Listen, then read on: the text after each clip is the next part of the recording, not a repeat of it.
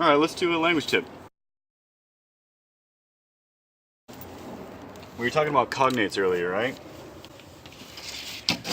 There's another aspect of cognates that is absolutely crucial to expanding our vocabulary 20-fold or 200-fold. Many of you guys may be familiar with this word.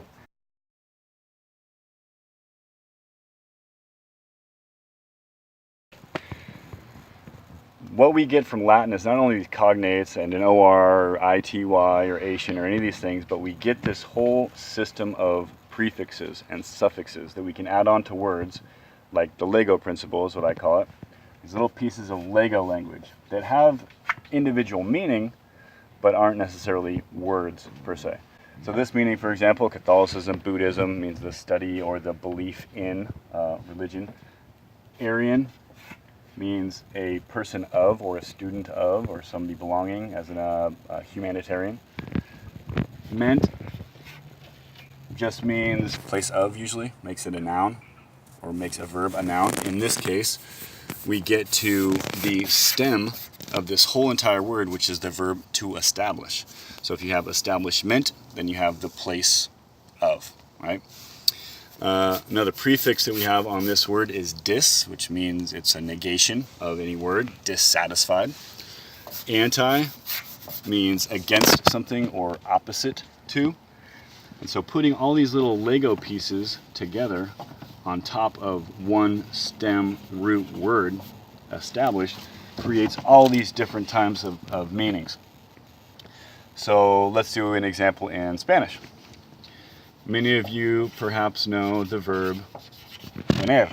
Tener just means to have. It's one of the first verbs that we'll learn. We'll probably cover it in another edition here, as it is a very fundamental word to get a lot of language and get speaking quickly. Tener means to have. If we were to go through our pages of the dictionary and look at prefixes and suffixes, we're going to come across all these little bits of information that have a meaning. So let's do these. I'll just write a couple little prefixes.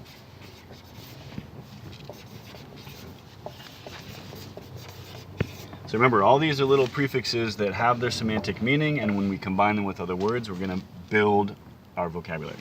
Entre, con, man, and we can do ob. Okay?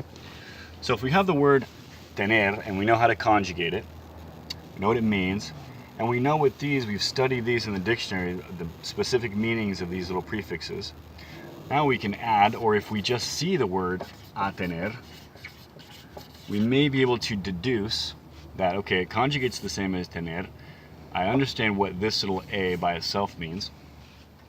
We can do the same thing with de tener, or con tener.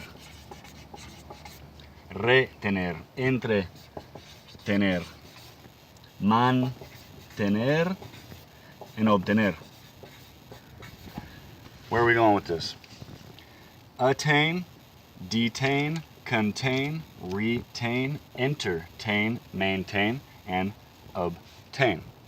We can go one step further with this phonetically, that if you take apart this being the little Lego addition to the Spanish language that makes it a verb, if we just get down to the stem of this word and we have de tener. That also sounds phonetically, in terms of cognates, kind of like our tain in English. So if we were to put all of these that we just used in Spanish and try to apply them here onto that cognate stem, now we're going to end up with what I just went over. Attain, detain, contain, retain, entertain, maintain, and obtain. So I'll let you stew on that for a while. I'm going to get back to cutting some wood, and you guys be good out there. Take care.